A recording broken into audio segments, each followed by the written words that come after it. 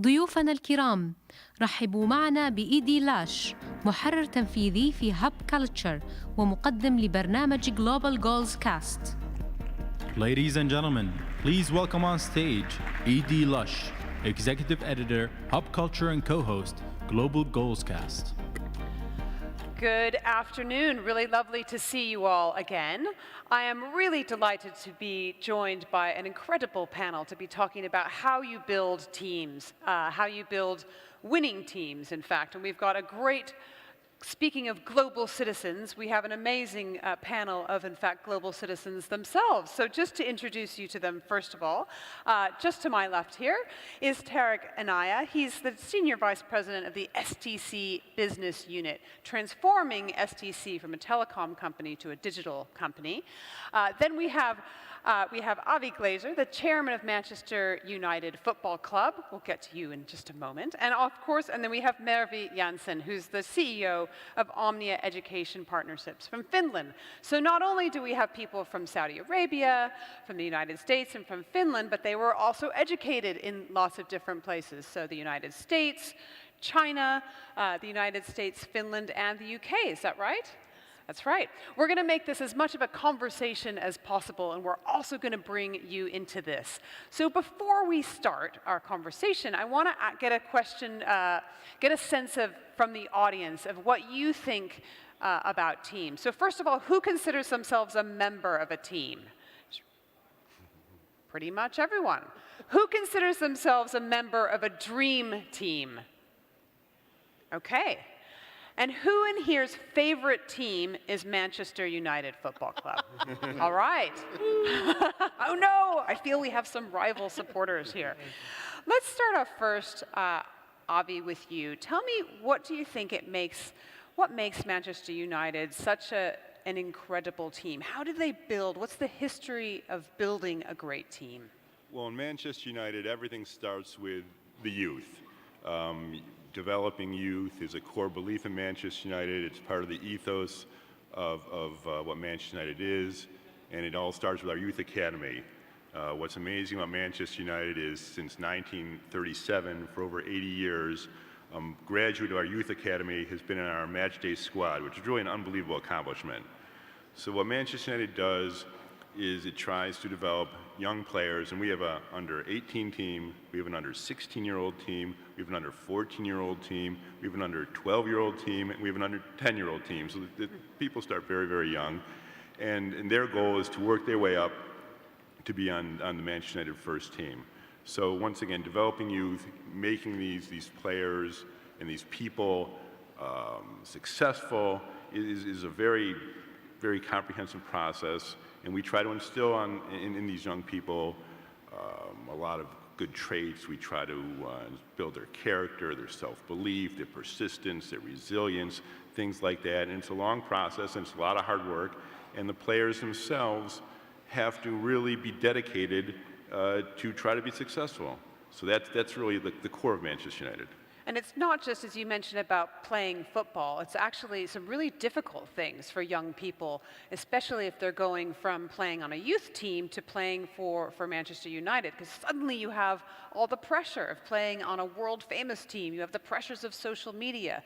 So you have to also teach human skills as well. Yes, and it's very important. When someone comes and becomes part of Manchester United, all of a sudden, Manchester United has 700 million fans around the world. 3 billion people a year watch Manchester United on television. So the pressures and the exposure that these young people are exposed to is immense. It's you don't see that anywhere else in the world. So part of their development beyond the football skills is personal skills. It's working with other people. It's believing in yourself. It's just trying to be the best you can and learning from other people around you. When people come to our academy to practice their football, they're exposed not only to football players, they're exposed to the gardening people, the cafeteria people, the laundry people. There's a woman, Kath, who's worked for us for 50 years. They're exposed to her. So they realize that Manchester United is a family, and they're part of that family, and it's an important part of their development. So Tarig, I want to turn to you, and you're doing a really hard task, turning a telecommunications company into a digital company. And it's happening in a world in which things are changing so quickly. How do you get teams, how do you teach resilience in teams and agility to react to a world in which is changing fast, where you have to deliver a product that people want? Sure, it starts with vision, and the vision of STC is directly mapped to Vision 2030 that leads us into putting a strategy around it and doing a strategy of being the disruptor rather than being the disruptor. This is what we're trying to do in STC, where we're trying to go and innovate in new technologies in new areas that we've never been to in the past. And this is a learning journey that we're going through right now, where we are building smaller teams outside STC, so we don't complicate the process for the people who are trying to. Tell me about the size of the team. When you say a small team, how many people? It starts with about 5 people, and then those 5 people get the chance to go and hire the people that complements their skill sets or complements the power of the people that they want to bring into their teams. And by this, I think you create different mindsets and different way of thinking and thinking out of the box. One example that we did in this is STC Pay, I think, which was a very successful project for us in the past, and we were able to launch it within a year since we started it. We started with a core team, and that core team brought the right people, the right talent, and they innovated from there, and we were able to launch in a very short time. But again, usually when you are in big organizations and you want to innovate, if you innovate within, it causes the innovation team a bit of pain because they go into the bureaucracy of the organization, they go into different processes that are not necessary for quick innovations. So like big companies like STC, usually you're an elephant and you want to be a cheetah. And the only way that you can build a cheetah, either you build a new cheetah or you cut the elephant. But we're trying to do the other piece where we are creating new cheetahs and creating new way of doing things much faster and easier. So tell me, Mervi, I'm really interested, you work a lot, you work with companies, with education. One of the things that I notice with my children, I've got 3 kids, they're all in school, they're in 3 different schools, but they are tested all the time and they get grades all the time. And there is a definite feeling of if I don't do well in school, I'm not going to do well in life. Yet, as we know, we all know, as you know from a football field or for a company, you have to make mistakes to learn, and teams have to make mistakes individually and together. So how do you work with companies and with schools to get that idea that failure or making mistakes isn't bad?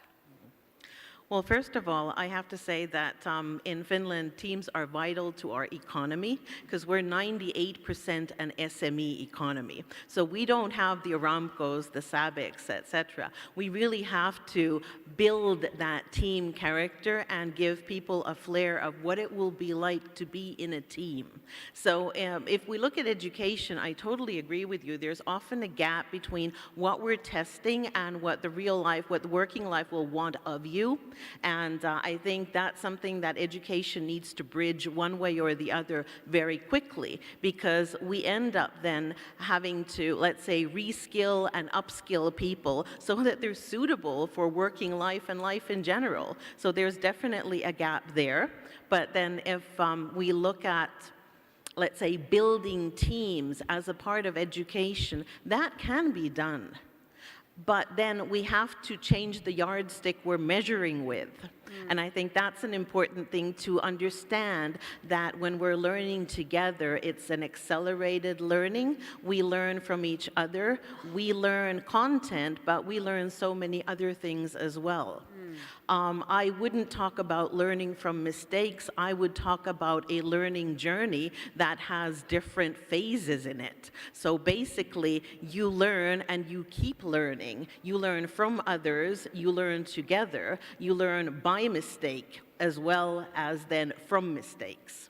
So basically, if we have a very, let's say, tight curriculum saying that these are the things you are to learn and this is what you will be tested on, so much is left out.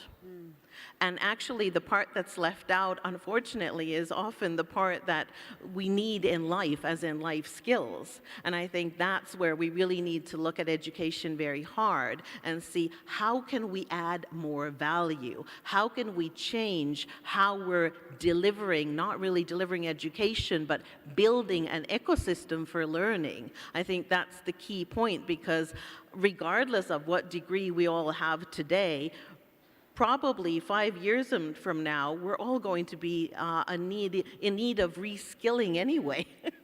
So, I mean, the world is changing so rapidly that learning and bringing teams together to learn is really the thing that will take us the next step and take us the additional mile we need to go.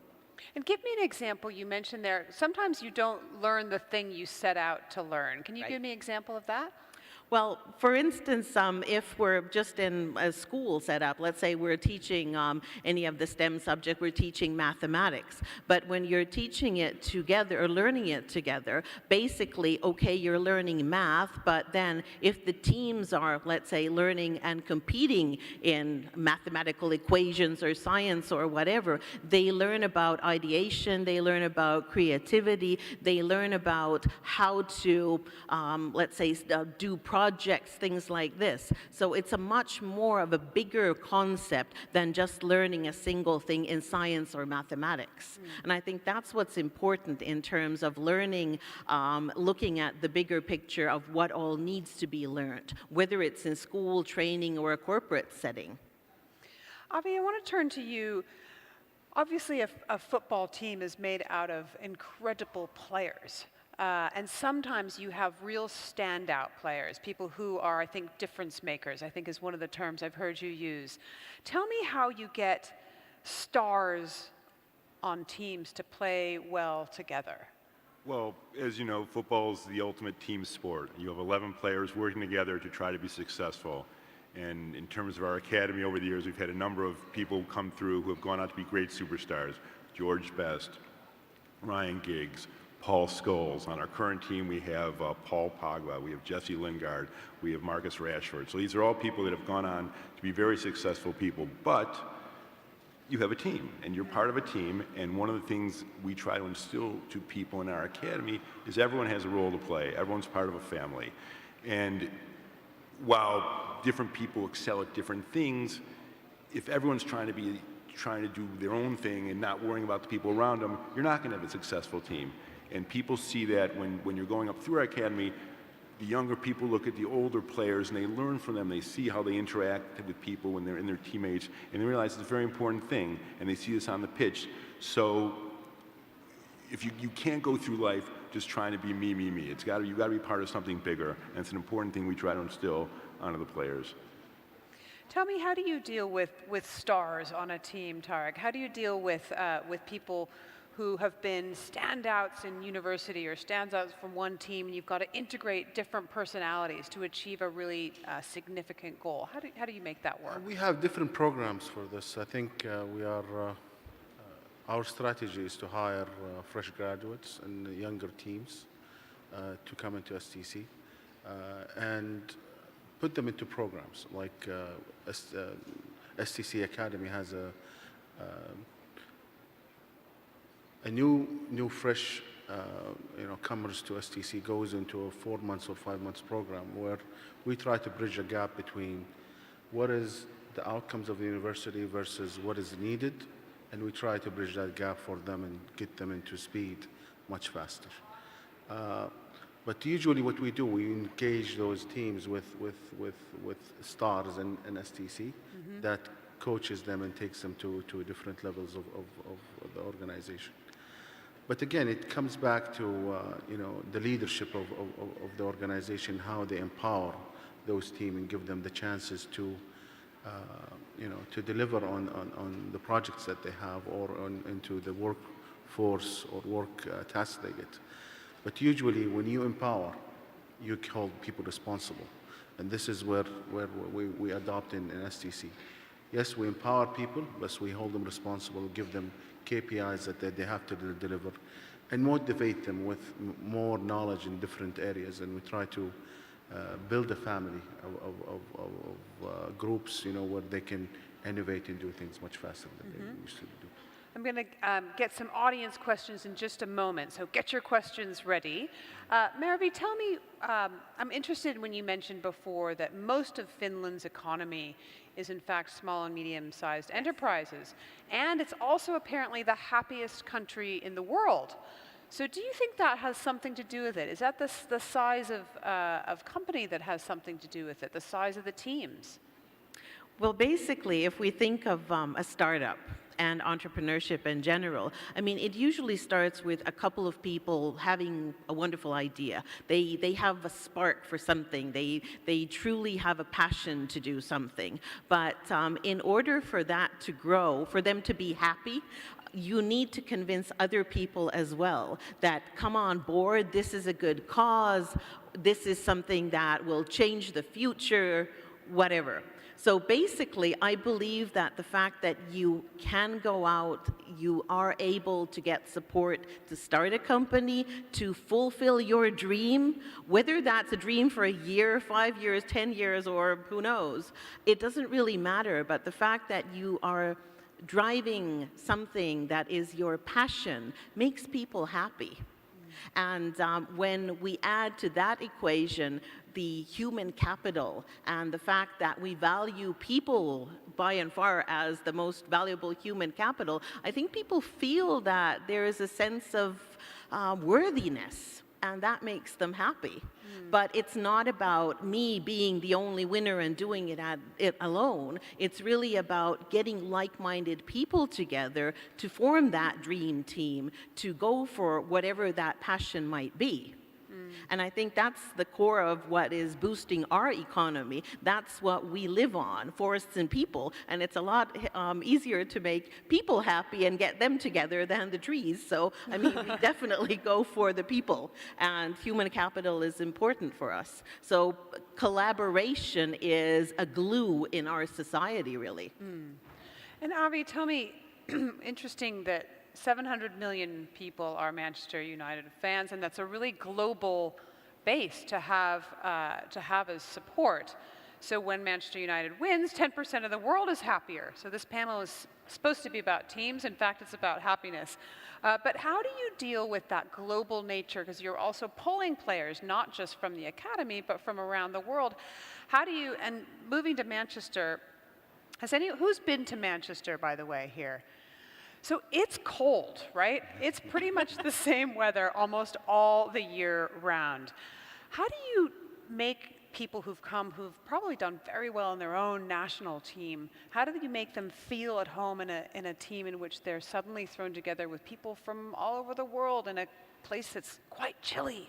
Well, that's a very important role that our academy plays. We have players that come from us, like you said, from all over the world, from different cultures, different languages, different climates, different foods, and it's daunting to a lot of people to come there. They're in a new environment.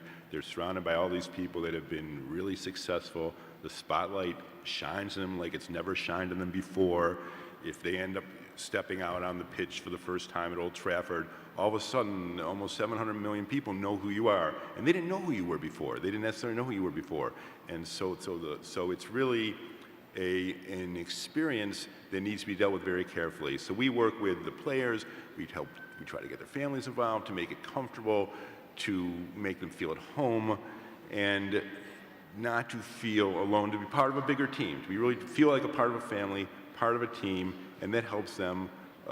Some players are just easier than others, but we try our best to make sure everyone is part of our family. So let's get some questions from the audience over here.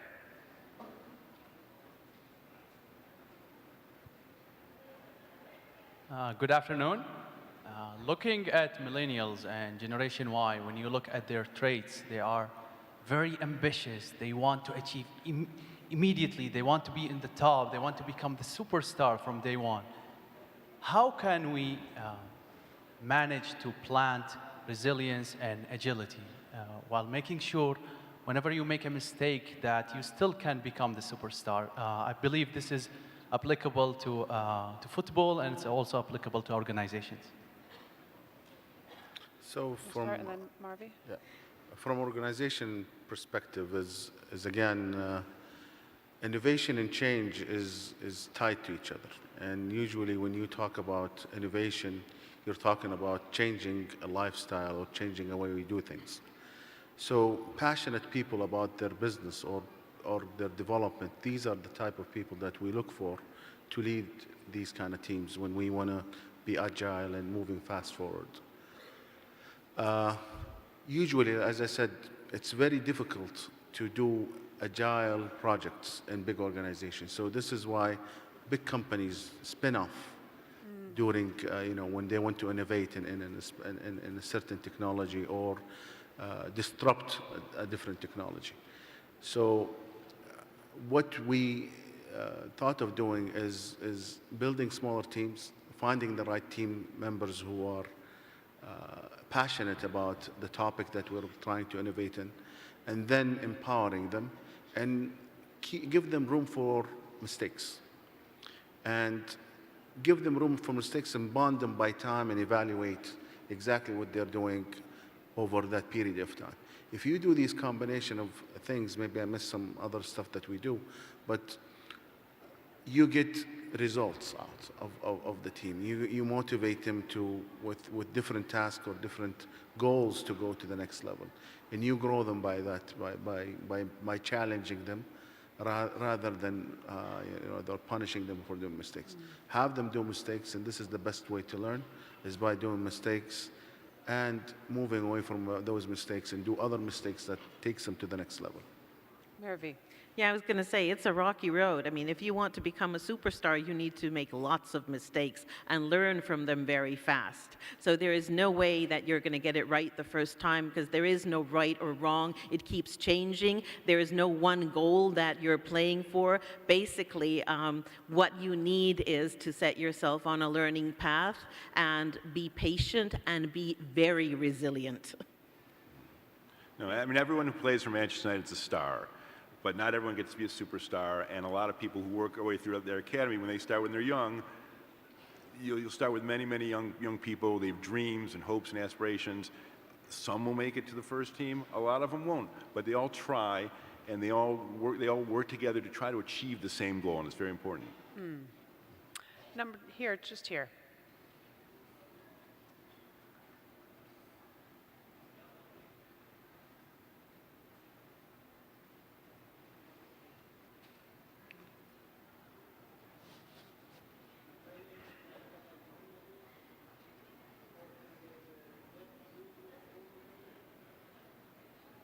Sorry, we can't hear the, oh.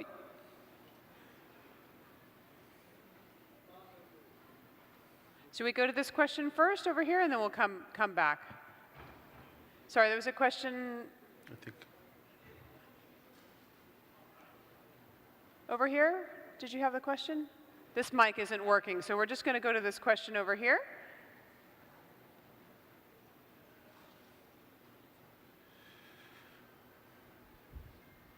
Hi, good morning. Salman Al-Mahmoud from KPMG. My question is, how important is diversity in a workplace? If you have to pick between two teams of 5 people, 5 are from the same background and skillful. The other team is from different background, not that skillful, but diversity is important in a workplace. How important is that? Thank you. Talk a little bit about diversity. Mervi, what have you noticed?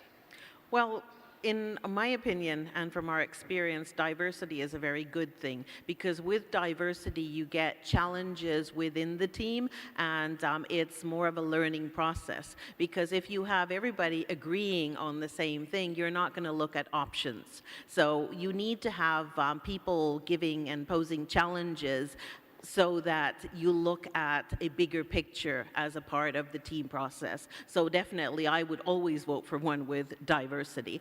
But saying that, it doesn't mean that there is no direction. So you have to have an understanding and a common goal, and let the diversity take different paths to get you there. Now, in football, the team in football is a unique situation, different than maybe in business, but it's the same type of thing. You have to have diversity. You can't have a team of 11 players that they're all goalkeepers. You can't have a team of 11 players, they're all defenders, they're all midfielders. Everyone has to play their role, and everyone has to work together. No different than in business, no different than in education, no different than in society. Everyone has a role to play. So it's when we say 5 people in companies, it's usually leaders that we select to manage certain project. But usually, great leaders are leaders who bring people that complements their weaknesses, and those weaknesses could be in different areas, and we give them the capability to select those people and bring and complement the missing elements of their organization. And this is how we try to make it agile, more agile than going into processes of large companies where it takes you months maybe to hire a person.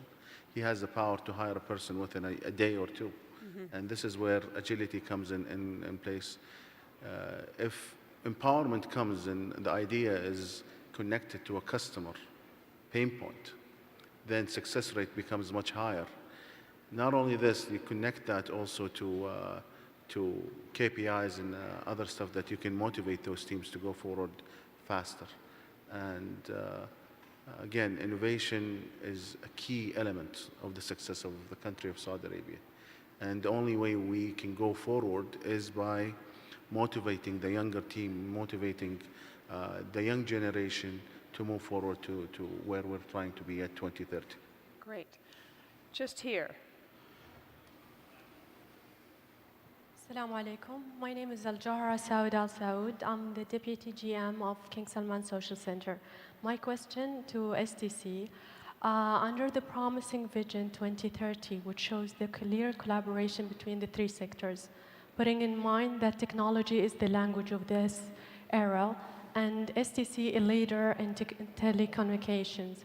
So I was wondering, can the corporate social responsibility of STC enable and empower NGOs and MBOs with the most up-to-date systems of telecommunication to empower them, enable them efficiently and effectively to develop their performances in order to collaborate together for the best future of Saudi Arabia? Thank you. Yes. So I will take you a bit back to the journey of STC. We were a telecom company in the past, and we're moving to become a digital company. And that requires a huge change in the organizational structure and the way we do business, the way we partner with everybody in the country. So we are open for all the kinds of partnerships in STC, given that it has a return for the society and return for the organizations together. And we do have partnerships. We are doing lots of program with MISC by itself on training, on enabling, on digitizing, and helping people learn how to digitize, how to build digital systems and so on. We're all open. Again, it has to fall in within our organizational structure, but we're all open for anything that is required from our clients. So one last question just here. Yeah.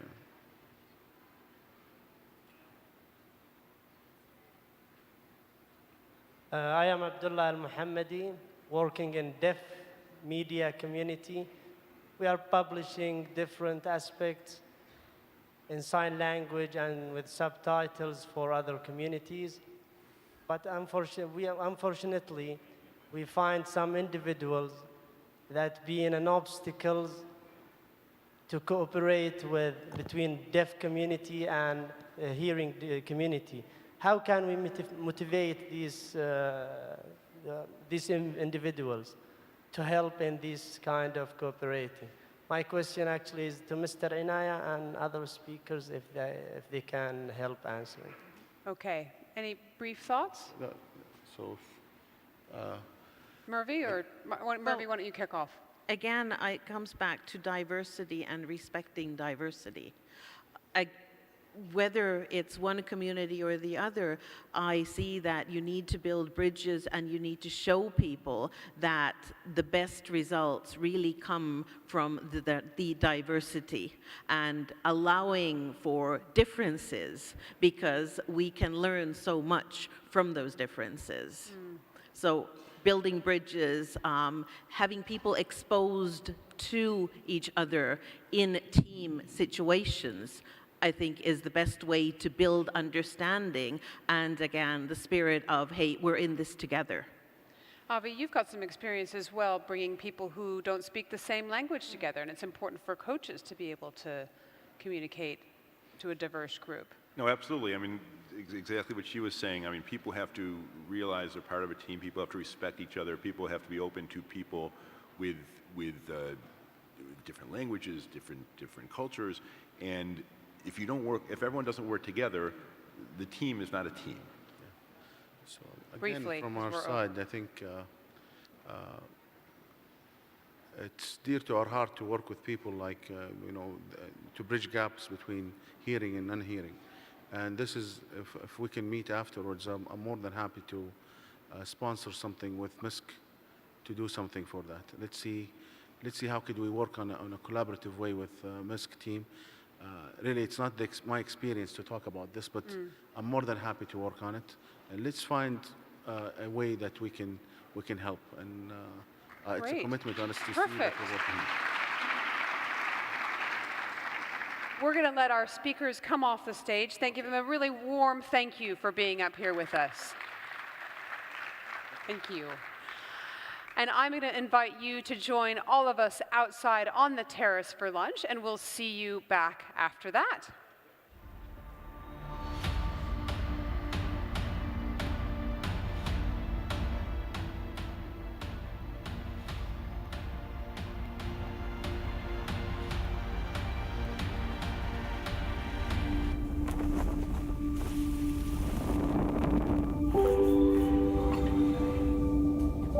My kids, I'd love for them to have a very bright future.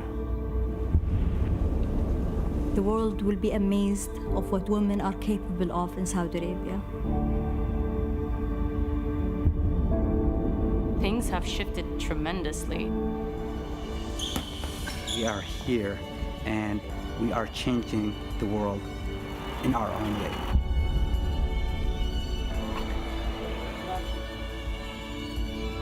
In our modern Saudi, a lot of people will find ways of earning their living just doing what they love.